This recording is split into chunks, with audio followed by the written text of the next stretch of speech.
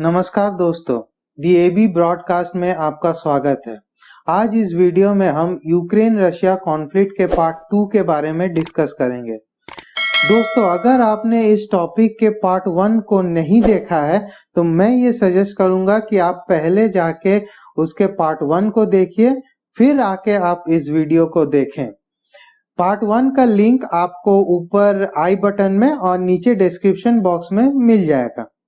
तो चलिए बिना समय गंवाए यूक्रेन रशिया कॉन्फ्लिक्ट के पार्ट 2 को शुरू करते हैं।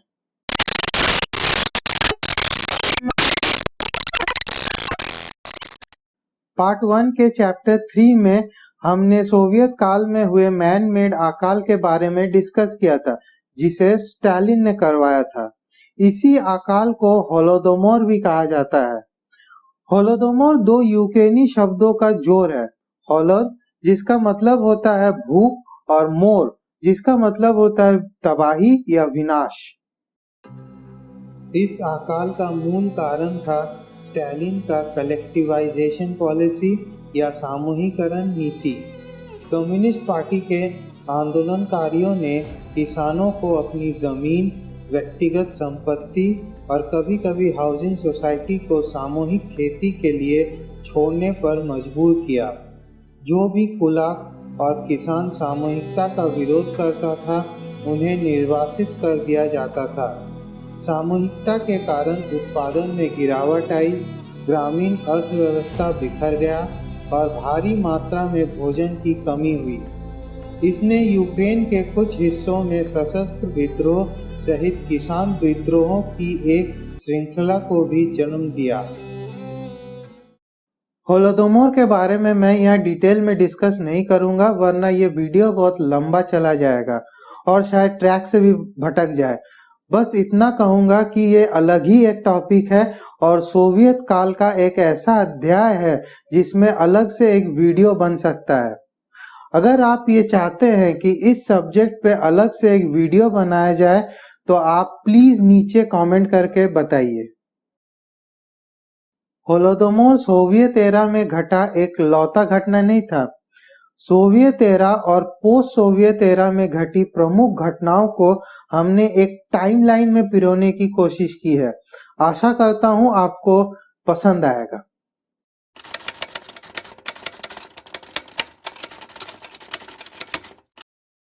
वैसे तो यूक्रेनियन सोवियत सोशलिस्ट रिपब्लिक का गठन 1922 में हुआ था, लेकिन हम 5 साल पीछे चलेंगे 1917 में, जब साम्यवादी क्रांति के बाद यूक्रेन में गृह युद्ध छिड़ गया।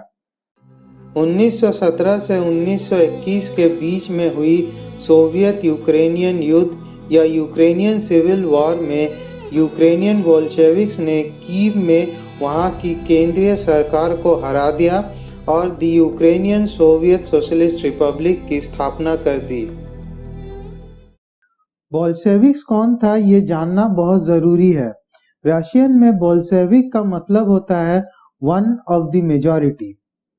घटना 1917 की है, जब the Russian social democratic labour party दो हिस्सों में बंट जाता है, एक मेजॉरिटी और एक माइनॉरिटी।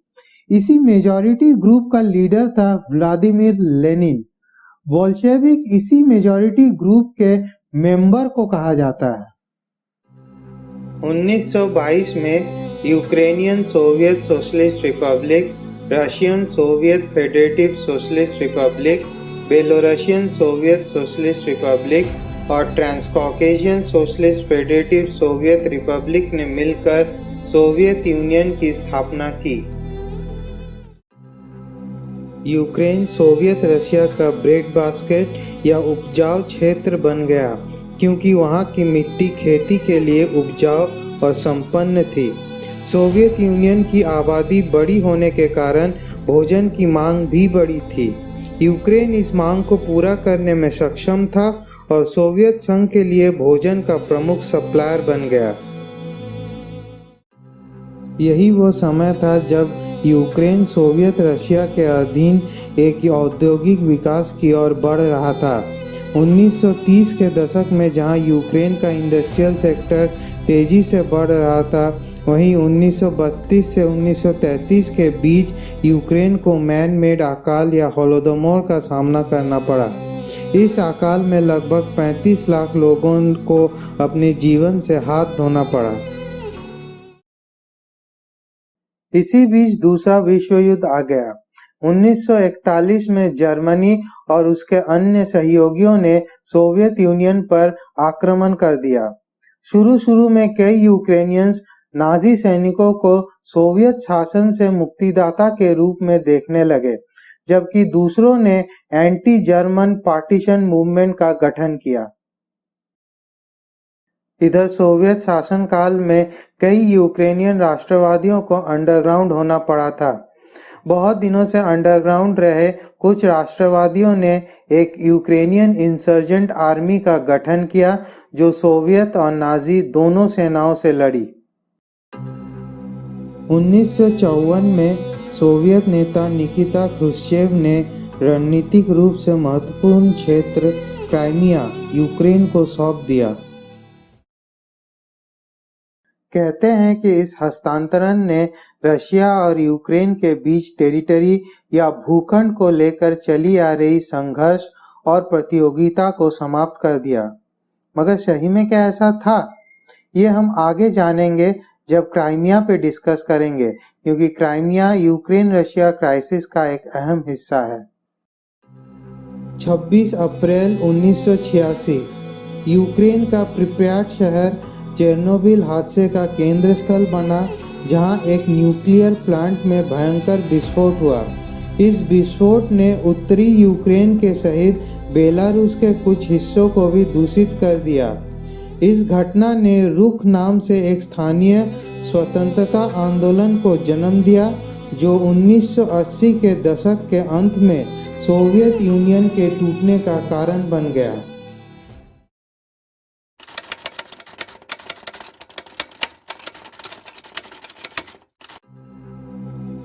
1991 में सोवियत यूनियन के पतन के साथ यूक्रेन एक स्वतंत्र राष्ट्र बन गया। 24 अगस्त 1991 को यूक्रेन ने आधिकारिक तौर पर खुद को एक स्वतंत्र राज्य घोषित कर दिया। उसी साल प्रेसिडेंशियल इलेक्शंस में लियोनिड क्रावचुक प्रेसिडेंट चुन लिए जाते हैं। 2 दिसंबर 1991 को पोलैंड और कनाडा यूक्रेन की स्वतंत्रता को मान्यता देने वाले पहले देश थे। 1994 में लियोनिड कुचवा ने राष्ट्रपति चुनाव में क्रावचुक को हराया। उसी साल 5 दिसंबर को यूक्रेन, रशिया, ब्रिटेन और यूएस ने बुदापेस्ट मेमोरेंडम पर हस्ताक्षर कर दिया। मेमोरेंडम के शर्तों के तहत यूक्रेन को गैर परमाणु हथियार राज्य के तौर पर पूरी तरह सुरक्षा प्रदान करने का वादा किया गया। 1 जून 1996 को यूक्रेन पूरी तरह एक गैर परमाणु राष्ट्र बन गया, जब सोवियत यूनियन से विरासत में मिले 1900 सामरिक परमाणु हथियारों में से बचे कुचे हथियारों को नष्ट करने के लिए रशिया भेज दिया गया। ये स्वतंत्रता मुफ्त में नहीं आई। इस स्वतंत्रता के साथ यूक्रेन में एक आइडियोलॉजिकल डिवाइड भी देखने को मिला, जिसकी वजह से देश को एकजुट करना एक कठिन काम बन गया। सिर्फ इतना ही नहीं, यूक्रेन को लोकतंत्र और पूंजीवाद की तरफ रुख करना एक दर्दनाक और अराजकता भरा एक्सपीरियंस था। सबसे बड़ा डिवीजन देखने को मिला ईस्ट और वेस्ट यूक्रेन के बीच। पूर्व के यूक्रेनियंस को लगता था कि रशियन इंपीरियल और सोवियत यूनियन का शासन ज्यादा मजबूत था। वो इस बीते हुए युग को एक सिंपैथी या सहानुभूति की नजर से देखते थे। वहीं वेस्टर्न यूक्रेनियंस ये मानते थे कि ये बीता हुआ युग एक त्रासदी के सिवाय और कुछ नहीं था। 2004 का ऑरेंज रेवोल्यूशन इन्हीं दरारों को और भी स्पष्ट कर देता है।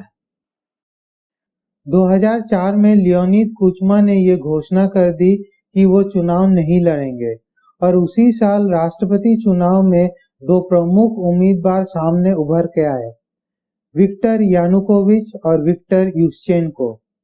कुचमा और सोवियत यूनियन द्वारा समर्थित विक्टर यानुकोविच रशिया के साथ घनिष्ठ संबंध चाहते थे। वहीं मुख्य विपक्षी उम्मीदवार विक्टर युशचेंको यूक्रेन को पश्चिम की ओर अपना ध्यान केंद्रित करने और अंततः यूरोपियन यूनियन में शामिल होने का आह्वान किया। चुनाव में आधिकारिक तौर पे यानुकोविच जीत गया। मार्जिन बहुत कम था मगर जीत गया, लेकिन युशचेंको और उनके समर्थकों ने चुनाव में धांधली का आरोप लगाया। उनका यह कहना था कि ईस्टर्न यूक्रेन में चुनावी हिंसा की वजह से युशचेंको को कई वोटों से हाथ धोना पड़ा। नतीजा ये निकला कि कीव और अन्य शहरों में हजारों की संख्या में यूक्रेनियन सड़क पे उतर गए और मार्च निकाला। इसी को हम ऑरेंज रेवोल्यूशन के नाम से भी जानते हैं। अंततः सुप्रीम कोर्ट ने चुनावी परिणामों को नल एंड वॉइड करार दिया। फिर से इलेक्शन होता है और इस बार युशचेंको जीत जाता है। विक्टर यानुकोविच को अपने ऑफिस से रिजाइन करना पड़ा और 5 दिसंबर 2005 को उनके कैबिनेट को बर्खास्त कर दिया गया। 2005 में युशचेंको प्रेसिडेंट बनते ही यूक्रेन को क्रेमलिन के चंगुल से बाहर निकाल के नेटो और यूरोपियन यूनियन की ओर ले जाने का वादा किया। 2008 में नेटो ने यूक्रेन को गठबंधन में शामिल करने का वादा किया। 2010 में यानुकोविच ने राष्ट्रपति चुनाव में टाइमोशेंको को हराया। उसी साल रशिया और यूक्रेन के बीच एक गैस प्राइसिंग डील होती है, इस शर्त पे कि यूक्रेनियन ब्लैक सी पोर्ट पे रशियन नेवी के लीज को बढ़ाना पड़ेगा।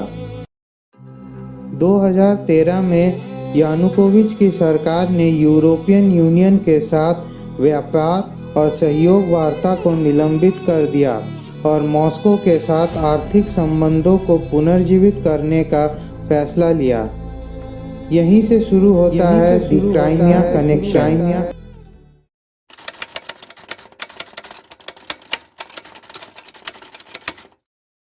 यानुकोविच अपने कार्यकाल के दौरान अपने मनमानी स्वभाव और भ्रष्टाचार के लिए जाने जाते थे और सबसे बढ़कर उनको मॉस्को के बेस्ट फ्रेंड के तौर पे देखा जाने लगा। 2013 में उन्होंने यूरोपियन यूनियन ट्रेड डील को सीधे तौर पे नकार दिया। ये ट्रेड डील एक संगठित यूरोपियन यूनियन के तरफ एक बड़ा कदम हो सकता था, तो उन्होंने क्या किया? इसके बजाय उन्होंने रशिया से $15 बिलियन जमानत के तौर पे मांग लिया। जाहिर सी बात है, यूक्रेनियंस मॉस्को के आगे बिका हुआ महसूस करने लगे। इसका नतीजा ये हुआ कि विरोध प्रदर्शन शुरू हो गया। आखिर यूक्रेनियंस भी कब तक सहन करते? प्रदर्शनकारियों ने नारा लगाया, sign the EU deal, Yanukovych must step down. इन विरोध प्रदर्शन को हम यूरो मैदान प्रोटेस्ट के नाम से भी जानते हैं। यूरो क्योंकि ये एक संगठित यूरोप के लिए था और मैदान क्योंकि ये कीव के मैदान में हुआ था, जो आज के डेट में इंडिपेंडेंस स्क्वायर के नाम से जाना जाता है। जाहिर सी बात है, रशिया ने यानुकोविच का समर्थन किया और पश्चिम ने प्रदर्शनकारियों का। फरवरी 2014 में यानुकोविच के सरकार को बर्खास्त कर दिया गया और वो उनके कई मंत्री सहित रशिया भाग गए। पूर्व के रशियन बोलने वाले यूक्रेनियंस ये चाहते थे कि यानुकोविच राष्ट्रपति बने रहे, क्योंकि एज अ माइनॉरिटी वो असुरक्षित महसूस कर रहे थे, जैसे हमारे देश में कुछ लोग महसूस करते हैं असुरक्षित। दूसरी ओर रशिया अपने कठपुतली को खो देने से नाराज था। स्थिति को संभालने के लिए रशिया ने क्राइमिया पर कब्जा कर लिया। लेकिन क्राइमिया ही क्यों? चलिए जानते हैं। क्राइमिया ब्लैक सी में स्थित एक पेनिनसुला या प्रायद्वीप है। ये 1783 में रशियन एम्पायर का हिस्सा था और 1954 में यूक्रेनियन सोवियत सोशलिस्ट रिपब्लिक को सौंप दिया गया। 1954 में सोवियत नेता निकिता क्रुश्चेव ने क्राइमिया को यूक्रेनियन एसएसआर ट्रांसफर कर दिया। उन्होंने ये जताने की कोशिश की कि टेरिटरी या भूखंड को लेकर जो विवाद है वो खत्म हो जाएगा और रशिया और यूक्रेन के बीच भाईचारा बढ़ेगा। वैसे भाई का तो पता नहीं, पर चारा हमेशा यूक्रेन ही बना है। खैर, उस समय रशिया और यूक्रेन दोनों ही सोवियत यूनियन का हिस्सा था, इसलिए इस ट्रांसफर का बेसिकली कोई मतलब नहीं निकला। 1991 में जब यूक्रेन स्वतंत्र हुआ तो क्राइमिया उसमें शामिल हो गया, लेकिन एक ऑटोनॉमस या स्वायत्त राज्य के रूप में। क्राइमिया का ज़मीन अभी भी रशियन मिलिट्री बेस के तौर पे इस्तेमाल हो रहा था। रशिया ने क्राइमिया की ऑटोनॉमी या स्वायत्तता का सम्मान करने का वादा किया। फिर भी रशिया में कई लोगों का मानना था कि क्राइमिया को यूक्रेन में शामिल होने की अनुमति नहीं दी जानी चाहिए थी।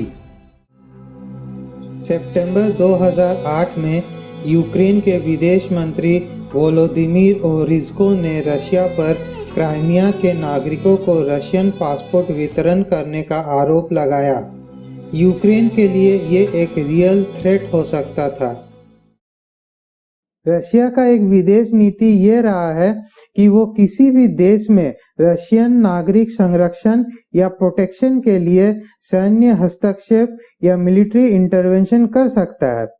इसकी वजह से वोलोदिमीर ओरिज़को को ये लगा कि क्राइमिया में रशियन पासपोर्ट डिस्ट्रीब्यूट करना फ्यूचर में एक वास्तविक समस्या या थ्रेट का रूप ले सकता है।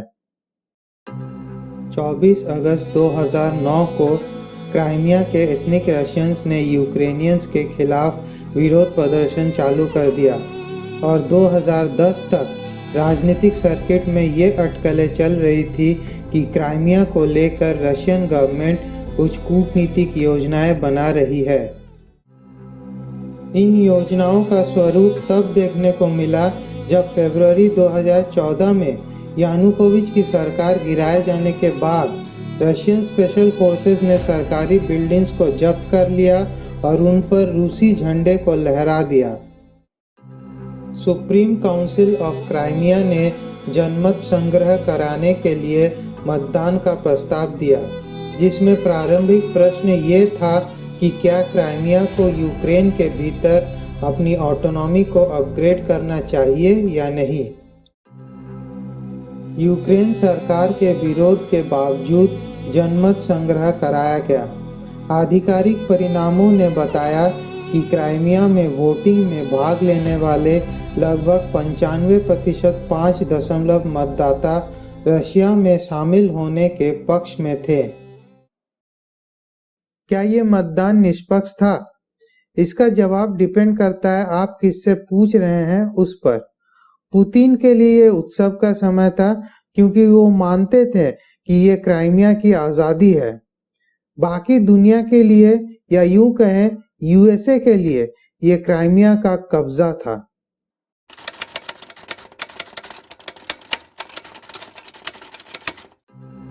क्राइमिया संकट के बाद पूर्वी यूक्रेन और दक्षिण यूक्रेन में रशिया को लेकर अशांति शुरू हो गया। अप्रैल 2014 में रूस समर्थित अलगाववादियों ने पूर्वी यूक्रेन के कुछ क्षेत्रों पर कब्जा करना शुरू कर दिया, जिसे डॉनबास रीजन भी कहा जाता है। मई 2014 में पेट्रो पोरोशेंको ने प्रो वेस्टर्न एजेंडे के साथ राष्ट्रपति चुनाव जीता। जुलाई 2014 में एक मिसाइल ने एम्स्टर्डम से कुआलालंपुर जाने वाली यात्री विमान MH17 को मार गिराया, जिसमें सवार सभी 298 लोग मारे गए। जांचकर्ताओं ने पता लगाया कि वो मिसाइल रशिया का था। स्वाभाविक है कि रशिया ने इनकार कर दिया। ये वो समय था जब रशियन समर्थित अलगाववादी पूर्व यूक्रेन में अराजकता पैदा करके क्षेत्रों को कब्जा कर रहे थे। मगर यूक्रेनियन आर्मी ने इस पर ज्यादा ध्यान नहीं दिया। शायद वो ऑल ऑफेंसिव मोड में नहीं थे। लेकिन 17 जुलाई को जब 298 यात्रियों को ले जा रहा एक मलेशियन प्लेन को मार गिराया गया तो यूक्रेनियन आर्मी ने इसका संज्ञान लिया और अलगाववादियों को खदेड़ना चालू किया। जाहिर सी बात है, अलगाववादियों ने अपना जमीन खोना शुरू कर दिया और उन्हें घेर लिया गया। ठीक इसी सिचुएशन में रशियन आर्मी ने कदम रखा और सीधे तौर पर अलगाववादियों को मदद करना शुरू कर दिया। इसके बाद रशिया, यूक्रेन और वेस्ट के बीच एक बातचीत का सिलसिला शुरू हुआ जिसका परिणाम था मिन्स्क अकॉर्ड्स। बेलारूस के मिन्स्क में हुए पर्याप्त बातचीत के बाद 5 सितंबर 2014 को पहला मिन्स्क एग्रीमेंट पर हस्ताक्षर किया गया। रशिया और यूक्रेन दोनों युद्ध विराम और सैन्य वापसी पर सहमत हुए, जबकि यूक्रेन ने विवादित क्षेत्रों में चुनाव कराने का वादा किया, मगर ये एग्रीमेंट असफल रहा। 12 फरवरी 2015 में दूसरा मिन्स्क एग्रीमेंट पर हस्ताक्षर किया गया। आज 8 साल बीत जाने के बाद भी मिन्स्क अकॉर्ड पे कोई काम नहीं हुआ। 25 नवंबर 2018 में यूक्रेनियन नेवी वेसल्स पर कब्जा कर लिया गया जब वो कर्च स्ट्रेट से गुजर रहा था। इसे कर्च स्ट्रेट इंसिडेंट भी कहा जाता है।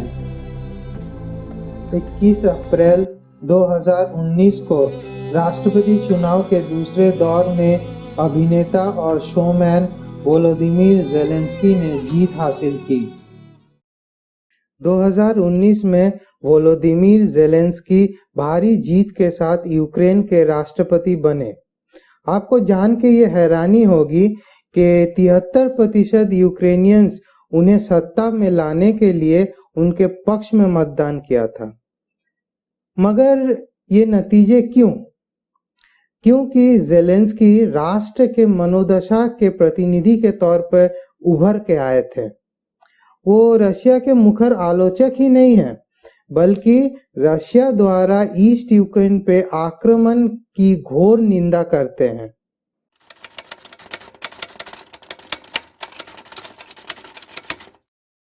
आज यूक्रेन पूर्व और पश्चिम के बीच पॉलिटिकली और आइडियोलॉजिकली पूरी तरह से विभाजित हो चुका है। पश्चिमी यूक्रेन का झुकाव यूरोप की ओर है, जबकि पूर्व रशिया के करीब है। पश्चिम में भाषा यूक्रेनियन है, जबकि पूर्व का 1/3 आबादी मूल रशियन है।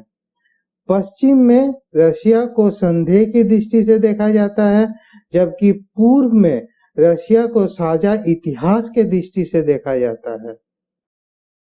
इसके अलावा यूक्रेन हमेशा से ही पूर्व में अलगाववादियों से लड़ता आया है। अलगाववादी पूर्व में कम से कम 2 क्षेत्र लुहांस्क और डोनेस्क, जिसे एक साथ डॉनबास क्षेत्र भी कहा जाता है, उस पर कब्जा करके बैठा हुआ है। और आज जब पुतिन यूक्रेन पर पूरी तरह से कब्जा करने पे तुला हुआ है, तो दिमाग में एक ही सवाल आता है कि आखिर पुतिन चाहता क्या है।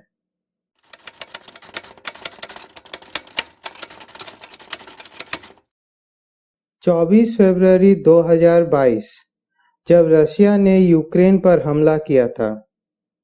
आज इस युद्ध को 1.5 महीने से भी ज्यादा हो चुका है। तो अंत में यही सवाल उभर के आता है कि पुतिन आखिर चाहता क्या है, इस युद्ध से वो क्या हासिल करना चाहता है।